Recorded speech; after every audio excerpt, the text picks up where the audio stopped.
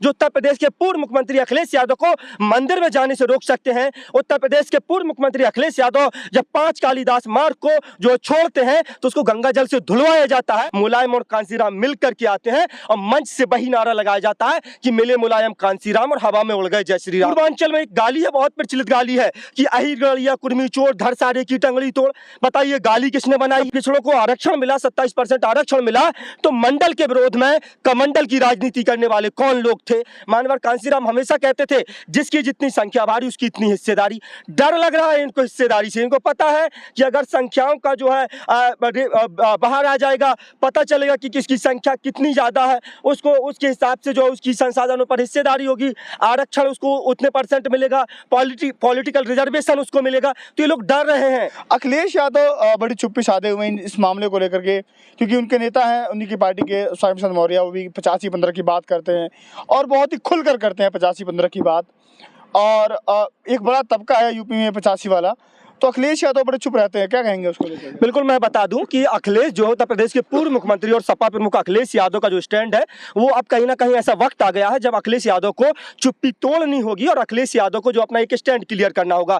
क्योंकि आपसे मैं बता दूं आनंद, आप जिस समाज का नेतृत्व करते हैं, जिस 85% समाज से आप आते हैं, जिस पिछड़े वर्ग से आप आते हैं, जब आपको शूद्र कहकर के अपमानित किया जाता है, वही अखिलेश यादव कहते हैं कि मुझे शूद्र कहकर के अपमानित किया गया और मुझे मंदिर में नहीं घुसने दिया गया। अखिलेश पहचाने वो लोग कौन है जब उत्तर प्रदेश के पूर्व मुख्यमंत्री अखिलेश यादव का जो लोग अपमान कर सकते हैं, जो उत्तर प्रदेश के पूर्व मुख्यमंत्री अखिलेश यादव को मंदिर में जाने से रोक सकते हैं। उत्तर प्रदेश के पूर्व मुख्यमंत्री अखिलेश यादव जब 5 कालिदास मार्ग को जो छोड़ते हैं तो उसको गंगा जल से धुलवाया जाता है। कहते हैं कि यह अशुद्ध हो गया है, क्योंकि अखिलेश यादव खुद शूद्र वर्ग से आते हैं और पिछड़े वर्ग से आते हैं। तो अखिलेश यादव का जब ये अपमान होगा, एक मुख्यमंत्री का, और उनके पिता जो 4 बार के मुख्यमंत्री थे उत्तर प्रदेश के, उनके बेटे का अपमान जब होगा, तो आप बताइए आम आदमी की क्या गारंटी है? सबसे पहली बात। लेकिन उसके बाद आप मुझे बताइए, जब 1990 में जब 89 और 90 की सरकार थी बीपी सिंह की, और जब उस समय जो बीपी मंडल की सिफारिशें लागू हुई और जो है उस समय जब पिछड़ों को आरक्षण मिला, 27% आरक्षण मिला,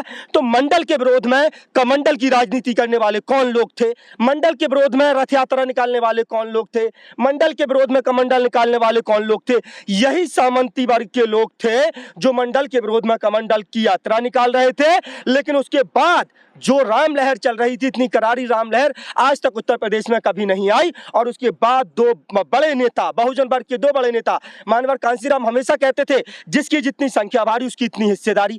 डर लग रहा है इनको हिस्सेदारी से। इनको पता है कि अगर संख्याओं का जो है बाहर आ जाएगा, पता चलेगा कि किसकी संख्या कितनी ज्यादा है, उसको उसके हिसाब से जो उसकी संसाधनों पर हिस्सेदारी होगी, आरक्षण उसको उतने % मिलेगा, पॉलिटिकल रिजर्वेशन उसको मिलेगा। तो ये लोग डर रहे हैं। तो इसी वजह से जब 2 नेता एक मंच पर आते हैं और 6 दिसंबर 1992 को डायनामाइट लगा के बाबरी विध्वंस किया जाता है, बाबरी का ढांचा को गिरा दिया जाता है। उसके बाद 93 में जब कल्याण सिंह की सरकार गिरती है, 93 में 2 बड़े नेता मुलायम और कांसीराम मिल करके आते हैं और मंच से वही नारा लगाया जाता है कि मिले मुलायम कांसीराम और हवा में उड़ गए जय श्री राम। और उसके बाद सरकार बनती है और सरकार बनने के बाद 2-2.5 साल जो है सरकार चलाई जाती है।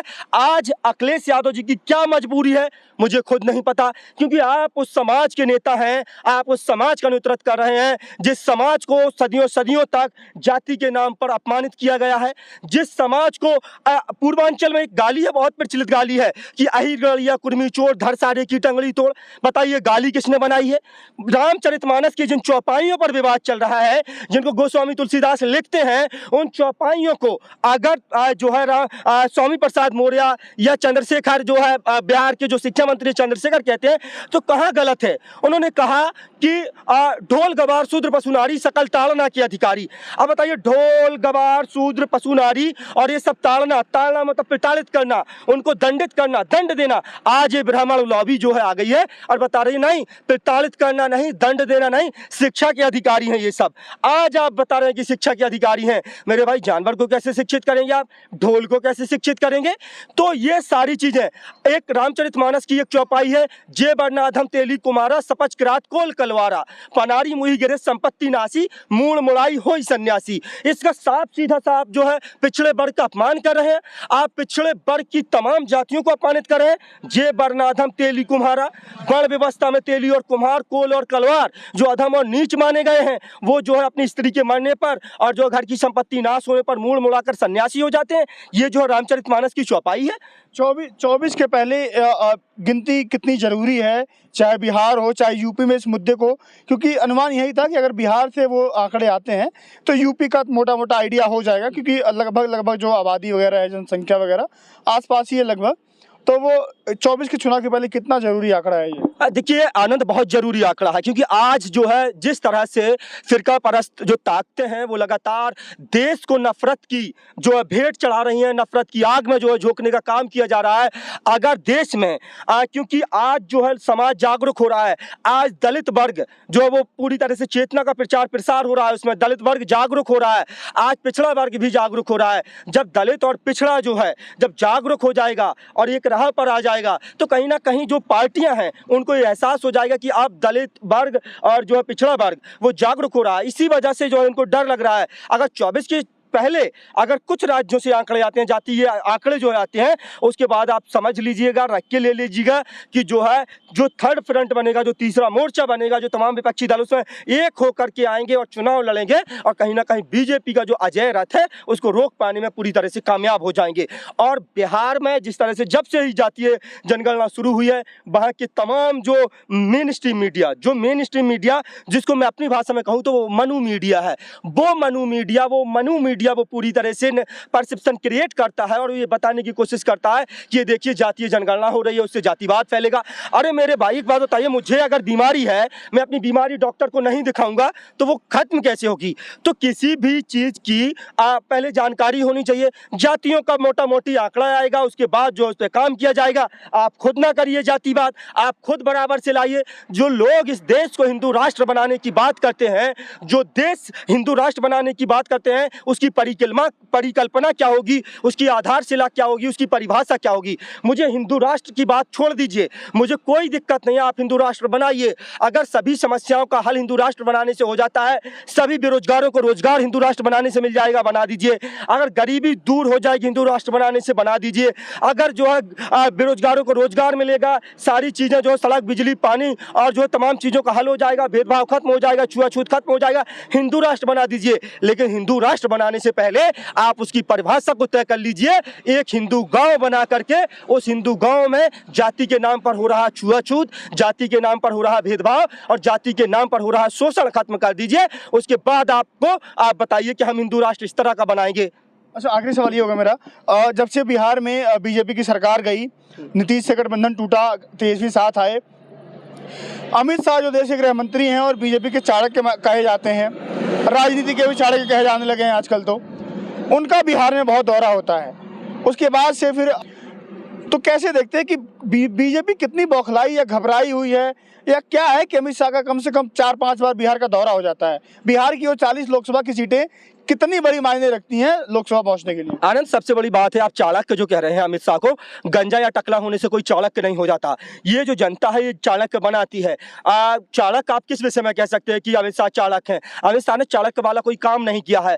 एक जो है आज का गृह मंत्री उस समय का भगोड़ा है, उस समय का जो है एनकाउंटर का आदेश था। इस तरह जहां सोहराबुद्दीन एनकाउंटर में जज लोया जो इसकी जांच कर रहे थे, उसमें एनकाउंटर का आदेश था। हालांकि आज गृह मंत्री बने हैं, देश का दुर्भाग्य है, इसमें कोई चाणक्य होने वाली बात नहीं है। और अब मैं जो आपकी बात पर आता हूं, आपके सवाल पर आता हूं कि किस तरह से जो है बिहार महत्वपूर्ण है। आप कह रहे 40 लोकसभा की सीटें, मैं बता दूं जब तक नीतीश कुमार इनके साथ थे, नीतीश कुमार बिल्कुल ठीक थे, क्योंकि भाजपा आज के समय में वो वॉशिंग मशीन है कि यहाँ से आप सब पे काला कौआ डालिए, वहां से सफेद हंस बन करके निकलता है।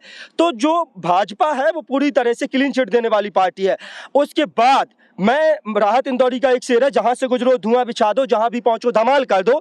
सियासत ने तुमको हक दिया है, हरी जमीनों को लाल कर दो। सबूत भी तुम, गवाह भी तुम, दलील भी तुम, वकील भी तुम, और जिसे भी चाहो हराम कह दो, जिसे भी चाहो हलाल कर दो। जब से ये जो है सत्ता से बाहर हुए हैं, उसके बाद इनकी बौखलाहट साफ झलक रही है। मुजफ्फरपुर में चाहे वो दंगे हों, चाहे जो भी हो, रामनवमी पे हुए दंगे, ये साफ दर्शाता है कि भारतीय जनता पार्टी सत्ता में आने के लिए किसी भी हद तक जो है वो गुजर सकती है, और लगातार किया जा रहा है। हम और आप देख रहे हैं, कहा कि इस दौरे सियासत का बस इतना सा फसाना है, बस्ती भी जलानी है, मातम भी मनाना है। ये पूरी तरह से जहां जहां इनकी सरकारें नहीं है, वहां वहां की लॉ एंड ऑर्डर की ये बात करते हैं कि देखिए यहाँ दंगा हो गया। अरे भाई, जहां आपकी सरकारें हैं वहां पुलिस अभिरक्षा में हत्या हो जाती है, आप एक बात नहीं बोलते हैं। इनके जो नेता हैं, जो मंत्री हैं, उनके ऊपर 1.5 दर्जन, 2 दर्जन, 3 दर्जन, 5 दर्जन मुकदमे दर्ज हैं। और उत्तर प्रदेश के कोई पहले मुख्यमंत्री योगी आदित्यनाथ या आजाद भारत में कोई पहले मुख्यमंत्री होंगे जिन्होंने अपने मुख्यमंत्री रहते हुए अध्यादेश ला करके और अपने ऊपर लगाए गए 3 दर्जन से ज्यादा संगीन जो मुकदमे हैं वो वापस ले लिए। बताइए क्या कहेंगे आप। तो पूरी तरह से आज जो है परसेप्शन क्रिएट किया जा रहा है, जातीय जनगणना बेहद जरूरी है। अखिलेश यादव अगर मुख्यमंत्री बनते तो उन्होंने पहले ही कह दिया था कि अगर समाजवादी पार्टी की सरकार बनती है तो हम जातीय जनगणना कराएंगे। हो सकता है कि अखिलेश यादव की कोई मजबूरी रही हो, लेकिन मैं फिर कहूंगा कि अखिलेश यादव जी ये तय कर ले कि वो किस वर्ग के नेता हैं, क्योंकि लालू प्रसाद यादव ने लकीर खींच करके राजनीति की है। मुलायम सिंह यादव ने हालांकि लालू के मुकाबले कम लकीर खींची होगी, लेकिन अखिलेश यादव से फिर भी ज्यादा लकीर खींच करके जो है राजनीति की है। अब एक हाथ में कमंडल और एक हाथ में फरसा नहीं चलेगा।